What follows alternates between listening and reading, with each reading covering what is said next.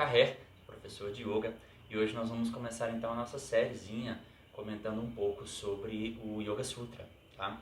Quem está acompanhando um pouquinho mais aí do Instagram, dos vídeos que a gente está postando no YouTube, a gente veio falando um pouquinho mais sobre o Yoga, a gente colocou alguns vídeos ali para trás falando sobre a estrutura dentro do Yoga, né? Um pouquinho da história do Yoga, a estrutura dos estados de consciência, eu acho que esse ponto é bem importante.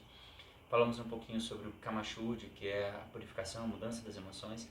E hoje a gente inicia essa série de vídeos falando um pouquinho mais sobre o Yoga Sutra. O Yoga Sutra, ele foi escrito, acredita-se, no século 3 a.C., mais ou menos, tá? Por um cara chamado Patanjali. E foi a primeira compilação do Yoga. É o primeiro livro em que nós temos realmente falando sobre Yoga. Você encontra, sim, o Yoga em várias outras referências ao Yoga em outros textos, tá? Como os Upanishads, você tem, por exemplo, o Mahabharata. Dentro do Mahabharata tem um capítulozinho que conta um pouquinho da história de Krishna e Arjuna e que fala também sobre o Yoga. Mas, quer dizer, são referências esparsas ao Yoga dentro de vários contextos. A primeira referência assim, que a gente tem específica do Yoga, que traz uma sistematização, como a gente diz, é o Yoga Sutra, tá? De Patanjali. E é a grande referência para o estudo do Yoga. Não a única, tá? Referência, mas uma das grandes referências do Yoga. E ele traz um Yoga dividido em 8 partes. Nós vamos falar um pouquinho mais sobre a estrutura que é colocada aqui por Patanjali para o Yoga. O que nós vamos fazer? Nós vamos fazer a leitura, eu vou fazer a leitura e explicar um pouquinho o que do Yoga Sutra. Porque, aí assim, às vezes a leitura ela é muito importante, porque assim, o Yoga Sutra, vou mostrar um pedacinho aqui, o Yoga Sutra, são pequenas frases, sabe? Pequenas frasezinhas, como por exemplo, aqui esse livro é um livro bem bacana, chama Yoga e Consciência, do Antônio Renato Henriques, em que ele trabalha bastante dentro do Yoga, falando um pouquinho sobre estados de consciência, e ele trabalha o Yoga Sutra. Então o Yoga Sutra basicamente são pequenos aforismos, são pequenas frases. Então, por exemplo, no Sutra 1.10 ele diz: o sono é o processo mental baseado na experiência da inexistência. Pronto. Esse é o Sutra. E são alguns capítulos, são 4 capítulos, vamos tratar um pouquinho sobre o Yoga. Nós vamos usar esse livro, Yoga e Consciência, tá, como uma primeira referência. Nós vamos usar também a Tradição do Yoga, do George Feuerstein. Eu vou usar algumas coisas que George Feuerstein traz, da tradução possível do George Feuerstein. E a tradução também do De Rose, que é uma tradução muito bacana também, do Sutra. E tem uma outra tradução também do professor Carlos, um professor de sânscrito, também brasileiro, tem uma tradução bem legal também. O que acontece? É importante a gente entender, o Yoga Sutra, a maior parte das traduções que a gente tem, como por exemplo do George Feuerstein, é uma tradução que vem do sânscrito, traduzido para uma língua, por exemplo o inglês, e depois o inglês é traduzido para o português, havendo então bastante divergências na nomenclatura. Outro ponto, o sânscrito é uma língua bastante complexa. Eu considero o sânscrito complexo, especialmente no sentido de significados. Assim, uma palavra pode ter várias representações. Aliás, na nossa língua também, né? Às vezes uma palavra pode ter vários sentidos. Então a tradução dentro do Yoga Sutra ela é difícil. Por isso a gente vai usar algumas referências variadas, tá? Outro ponto importante do Yoga Sutra é o seguinte: comentários ao Yoga Sutra, como eu vou fazer agora, tá? Como eu vou ousar fazer agora. Você vai pegar vários comentários do Yoga Sutra, de livros até também, que a gente encontra no Brasil, que são comentários às vezes um pouquinho que eu acho um pouco fora de contexto. Por quê? O Yoga Sutra ele foi escrito com base numa filosofia chamada Samkhya. Patanjali era de uma estrutura filosófica chamada Samkhya, que era mais naturalista, mais técnica, assim.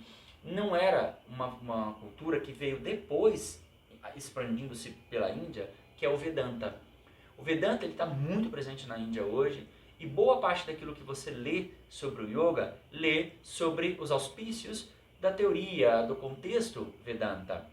Então, e o Vedanta ele é uma filosofia, uma teoria que é um pouco mais espiritualista, um pouco mais religiosa, se é que esse termo seria o adequado, mas talvez para quem está começando a entender melhor, acho que fica interessante, porque não é bem uma religião, mas é esse contexto, essa pegada mais religiosa, mais espiritualista.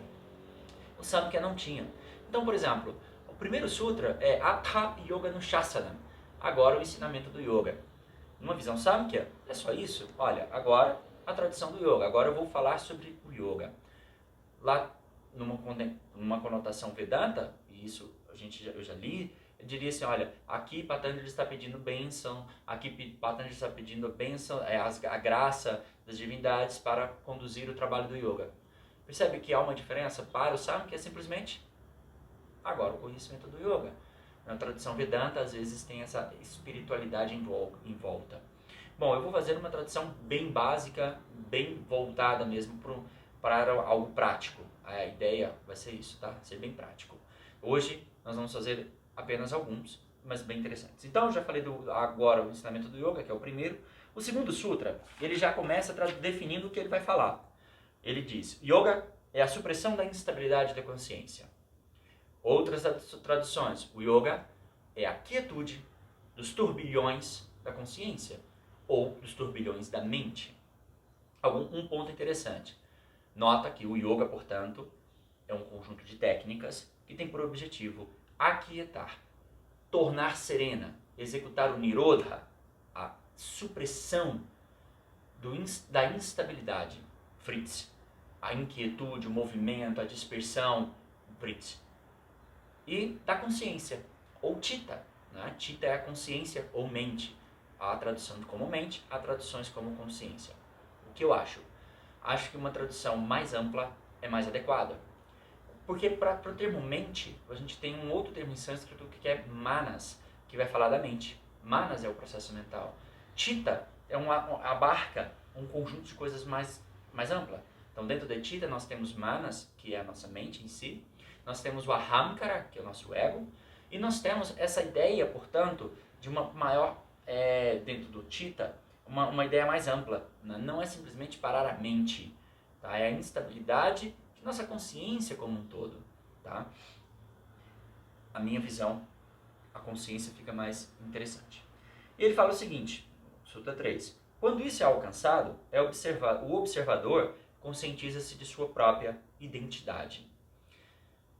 Se você assistiu os vídeos anteriores, a gente fala um pouquinho assim. Quando você consegue, o estado de consciência que o yoga deve levar, samadhi, não é meditação, não é dhyana, é o samadhi. É uma identificação do si próprio, o autoconhecimento em si. E aí lá nos outros vídeos a gente falava o seguinte, olha, nós temos aqueles estados de consciência, nós podemos dizer, por exemplo, Purusha, a unidade individual do ser, o self, tá? Dentro da filosofia Vedanta isso é chamado de Atman, que é a alma, né? é o si mesmo. A ideia do yoga é a conscientização deste Purusha, desse Atman, desse si mesmo. Tá? Yoga, portanto, é um conjunto de técnicas que tem a proposta de levar à supressão das instabilidades, da inquietude ou da mente, ou da consciência, permitindo revelar a verdadeira identidade do ser. Ou é o momento em que você consegue se identificar com a sua verdadeira identidade, consigo mesmo, tá? Suprimindo o chamado véu de Maya, né? O véu da ilusão que nos conecta com o mundo exterior. Tá? E aí ele diz o seguinte, então, quando isso é alcançado, o observador conscientiza-se de sua própria identidade. E dando sequência ele diz, caso contrário, ou seja, no momento do estado atual, até que você consiga essa proeza, esse estado, o observador, se identifica com a instabilidade. Então, até o momento em que você consegue o estado de samadhi, nossa identificação, nosso estado natural é com instabilidade, inquietude. Todos somos inquietos, instáveis em nossa consciência. E ele fala assim, essa instabilidade, e aqui entenda, instabilidade, ele está considerando a instabilidade o próprio conhecimento. Isso vai ser interessante. A instabilidade é de 5 tipos. Alguns são mais dolorosos, outros não são dolorosos. E são eles, esses conhecimentos, essas instabilidades, elas advêm de onde? Por que somos instáveis? Ele coloca, olha, são 5 conhecimentos que nos geram essa instabilidade, são 5 tipos de conhecimento que nos geram instabilidade. O conhecimento correto, o conhecimento equivocado, o conhecimento baseado na imaginação, aquele baseado no sono e o conhecimento baseado na memória. Então, para Patanjali, esse conhecimento que nós temos a nível intelectual, a nível racional, melhor dizendo, a nível de manas da mente, é um conhecimento que gera instabilidade, que gera inquietude. Isso é interessante, já ouviu falar? Não busque fora dos livros e dentro de si mesmo, né? Quer dizer, não é o conhecimento externo que vai te levar a um estado de bem-estar, de paz. Essa famosa paz, harmonia, esse estado de serenidade não está lá fora. Não vai advir de um livro, de um vídeo, de um curso, é algo que vem de dentro. Tá? E a cada prática, a cada dia que você faz prática, você deve perceber isso melhor. Como que a prática começa a produzir isso de dentro para fora, o estado de quietude. Mais uma vez, não estamos a dizer que esses conhecimentos externos e, portanto, instáveis, são maléficos. A questão não é essa. A questão é que nós estamos falando daquilo que é o yoga. O yoga é a identificação com a sua própria individualidade, com si mesmo. Portanto, para o yoga, todos esses conhecimentos provocam instabilidades. E são instabilidades que vão ser sanadas com a prática do yoga. Lá na frente a gente vai falar sobre isso. Então, essas 5 instabilidades, o que são esses conhecimentos que geram? O conhecimento correto. Aí, já estou caminhando. O conhecimento correto é obtido pela percepção, dedução e pelos relatos de reconhecida autoridade. Então, para Patanjali, o que é um conhecimento correto?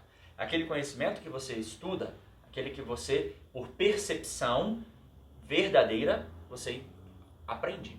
O conhecimento baseado pela dedução. Esses são elementos, percebe que aqui você está muito próximo com aquela ideia do conhecimento científico, né? Como é que você vai obter um conhecimento científico? São deduções, são estudos, são correlatos, é a percepção. Esse estudo verdadeiro, gerando o conhecimento verdadeiro, conhecimento real, ainda assim ele é uma instabilidade. E o relato de reconhecida autoridade, ou seja, ou estudando com alguém que conhece sobre aquele tema e que te transmite o conhecimento. Então, esse é um conhecimento correto para a visão de Patanjali. Mas mesmo assim, retornando, é um conhecimento que também gera instabilidade. E aqui gera um lado interessante. Quanto mais a gente vai estudando, mais a gente percebe que a gente precisa aprender mais, né? E aquelas pessoas que acham que sabem tudo, são aquelas pessoas que normalmente você percebe que sabem menos. Ou, como diz o ditado, né? Aquilo que eu sei é o que me impede de aprender. Então, aquilo que eu sei é o que me impede de aprender. Aquilo que eu acho que eu sei me impede de aprender. Então, o conhecimento correto, é claro, ele é importante, é fundamental na nossa vida, na nossa sociedade. Mas, mais uma vez, para Patanjali, só esse conhecimento correto, a identificação com ele, a sua vinculação da identidade, da personalidade com este conhecimento, gera instabilidade, gera inquietude. Depois ele diz, o conhecimento equivocado é o que se baseia na aparência e não no real. O conhecimento equivocado é aquele conhecimento baseado na aparência, né? No rupa, namarupa, nome e forma. E não na natureza real, e não na realidade daquele ser. Exemplo, bem básico, bem simples. Quando você vê uma tarântula, de repente você morre de medo, é um conhecimento que você acha que tem, mas ele é baseado só na aparência, né? No fundo, na realidade, talvez aquela forma assustadora, ela não tem veneno, ela é inofensiva. Apenas um exemplo, para entendermos. O conhecimento equivocado é aquele conhecimento que a gente imagina, ou melhor, que a gente julga pela aparência, tá? Te julga pela aparência e não pela realidade daquilo, apenas na aparência. Um terceiro tipo de conhecimento baseado na imaginação. Baseado na imaginação, ele diz assim, é o causado por palavras destituídas de realidade. Aqui eu vou fazer um parênteses. Esses tipos de conhecimento que Patanjali coloca são difíceis de você conseguir ter unanimidade nas interpretações sobre eles. Cada um vai fazer uma interpretação diferente, tá? Eu gosto de colocar isso de uma forma mais simples até. Colocando assim, olha, a ideia principal dessa parte de Patanjali é deixar claro que o conhecimento que advém de elementos externos, eles são elementos que não trazem a verdadeira realização, o verdadeiro conhecimento de si próprio. Mais uma vez, não é dizer que os conhecimentos externos são prejudiciais, são maléficos. Pelo contrário, nossa sociedade, nosso estilo de vida, a nossa cultura, toda a nossa vida, a gente precisa desses conhecimentos. Mas quanto mais apurado esses conhecimentos, melhor. E o que o Patanjali faz é tentar dar uma classificação. Olha, conhecimento real, conhecimento que é baseado só na forma, o conhecimento que advém simplesmente, o que ele diz aqui, de imaginação. É aquilo que você simplesmente passa a imaginar. Né? Não há dados concretos que vão te trazer a ideia, o conhecimento por percepção, por dedução ou por uma experiência verdadeira. Você só imagina aquilo. O segundo outro conhecimento que ele coloca aqui é o baseado no sono, tá? Que é a instabilidade que se estabelece na ausência de perceptibilidade. Aí o Antônio Renato Henriques, ele coloca assim, é aquela ideia do sono inconsciente e do sono consciente, do sono profundo ou do sono não profundo. E aí a própria ciência tem todo um estudo baseado nessa ideia do conhecimento advindo do sono. Mais uma vez, para Patanjali, esse tipo de conhecimento, e aqui não importa se ele é verdadeiro, se ele não é verdadeiro, o que Patanjali diz é simplesmente que esses conhecimentos, eles são instabilidades para a nossa consciência. Isso é muito interessante, porque a própria ideia do conhecimento advindo do sono é uma instabilidade para a mente. Tá? Bom, vou reforçar, não está a dizer que os sonos não são bons, muito pelo contrário. Só estamos dizendo que o sono também, o conhecimento que a gente advém do sono, também é um conhecimento externo. Tá? E por fim ele diz o conhecimento baseado na memória, que é o conhecimento que é a não extinção de experiências passadas. Isso a gente sabe muito bem. O que é o conhecimento baseado na memória? É aquilo que a gente marca dentro de nós. Lembra que a gente falou das experiências, as marcas deixadas por experiências vividas no passado? Né? Essas marcas de experiências passadas acabam que nos faz gerar comportamentos, né, sempre iguais. É o vasanas e samskaras. Então a ideia do conhecimento baseado na memória é isso, é a não extinção de experiências passadas, tá? Quer dizer, você vai sempre se lembrar de alguma experiência passada e repete o mesmo padrão comportamental, te gerando ali o ciclo. Mais uma vez, isso não está dizendo que a memória, o conhecimento da memória não é bom ou ele é ruim, não é isso. O que Patanjali, acho que a ideia, a estruturação de Patanjali, ele diz assim, olha, o conhecimento, a estabilidade é quando o observador se identifica consigo mesmo. Enquanto isso não acontece, ele experiencia, ele absorve conhecimento externo e esse conhecimento gera instabilidades ou geram instabilidades. E o que é muito interessante aqui, agora dando um passo atrás, que ele falou lá atrás, é assim, essas instabilidades, algumas são dolorosas, outras não. Isso é muito interessante, né? Esses conhecimentos que foram citados, o conhecimento correto, o conhecimento equivocado, o conhecimento baseado na imaginação, o baseado no sono e na memória. Alguns são dolorosos, outros não. Não é interessante isso? Você já percebeu que às vezes você tem memórias que são dolorosas? Ou sonos que são dolorosos? Então, esse conhecimento, alguns vão gerar incômodos. São dolorosos, outros não. E por dolorosos não quer dizer simplesmente aquele momento ali de dor, né, de pesar por ter sonhado, por ter vivido aquilo, não. Também é que muitas vezes você se prende a este conhecimento, né, e leva este conhecimento, essa percepção para o resto da vida, né, gerando ciclo. E este ciclo gera a dor. Bom, então Patanjali está dizendo simplesmente aqui no início o que é o yoga e dizendo o seguinte, olha, enquanto você não vivencia isso, estamos identificados com conhecimentos exteriores. E aí ele traz o seguinte, olha, todas essas instabilidades, dolorosas ou não, podem ser vencidas, podem ser controladas através de abhyasa e vairagya. Isso é muito legal. Então toda essa instabilidade pode ser controlada através de vairagya e de abhyasa. Bom, o que é abhyasa? Abhyasa é a prática diligente. Tá? Prática diligente consiste no enérgico afã de conquistar a estabilidade. O que é a prática diligente? A prática constante, contínua. Eu vou falar mais sobre isso. E também por vairagya. Vairagya é o despreendimento. Tá? Então a segunda forma de se conquistar a estabilidade da mente é o despreendimento. E aí então vamos falar um pouquinho do abhyasa, a prática diligente, né? Ele diz assim, ó, a prática, porém, alicerça-se solidamente Só com a prática diligente, cultivada por um longo tempo, sem interrupção e com profunda dedicação. Constante e contínua. Eu gosto muito desses dois termos. O que é uma prática constante? É aquela prática que você tem regularidade. Você faz ela constantemente, diariamente, constantemente executando a prática. E o que é contínua? É que isso não tem interrupções. Isso se cultiva no tempo, por um longo tempo. E esses dias eu estava falando isso com os alunos, né? Eu não sou da opinião de que o aluno, principalmente por iniciante, ele deve entrar de cabeça e fazer 2, 3, 4, 5 horas de prática por dia, e aí pega um final de semana e fica 10 horas praticando. Eu acho que a prática contínua, a prática constante, ela é melhor. A prática que você faz 1 horinha todo dia você vai lá e faz aquela prática, você cria essa constância, e a continuidade é o longo tempo. Interessante também que Daniel Goleman, ele no livro A Ciência da Meditação, ele também fala sobre isso, né? Ele diz assim que ele faz vários estudos sobre as transformações causadas pela meditação, e ele chega na seguinte conclusão: as pessoas que geram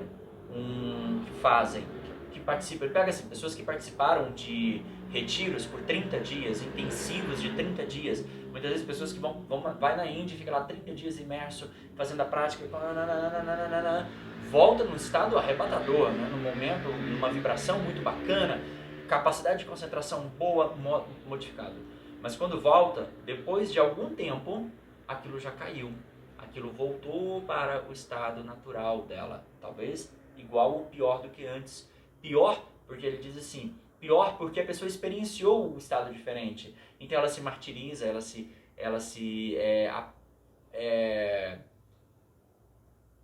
martiriza ou se penaliza por não estar conseguindo manter aquele estado que ela tinha vivenciado, percebe?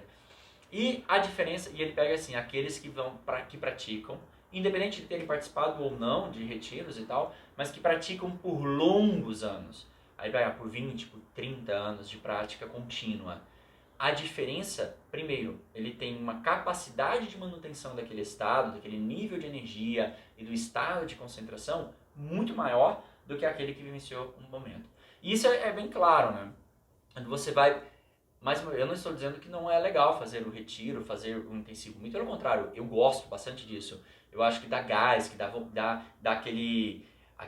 aquela vontade de praticar mais, né? Você se estimula, são estimulantes. Mas o importante é não ficar só nisso, né? O importante é a prática contínua e constante, tá? Bom, e aqui ele fala outra coisa interessante, cultivada por um longo tempo. Realmente, é muito tempo de prática para que se consiga esse estado de consciência. No entanto, tem uma coisa interessante. Cada dia, cada prática, por mais que você às vezes esteja mais disperso, mais instável, toda prática, ela tem a capacidade de gerar lá no fundo, lá dentro, uma mudançazinha, uma transformaçãozinha, aquela percepção, aquele momento seu, tá?